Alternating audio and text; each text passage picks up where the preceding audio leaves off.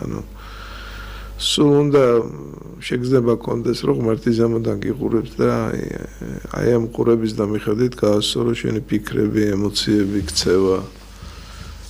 თუ განრისხდები ახლა ზოგჯერ სამართლიანად რისხდები არა მაგრამ და წარმოიდგინე რომ ახლა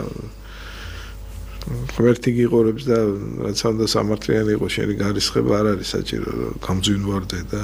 ჯობია ამ თემაზე ნაკლებად იფიქრო ახლა ცოტა შეიძლება ბანალური პათატიური გამოდის რასაც ლაპარაკობ რა იქ ვიღაცის შეგშურდა რა შეიძლება ადამიანი შურის განცდას აცდეს ყველანაირი ემოცია შემოდის შენში მაგრამ არ უნდა იფიქრო ამაზე ზედმეტად ყველა სიტუაციაში უნდა წარმოიდგინო რომ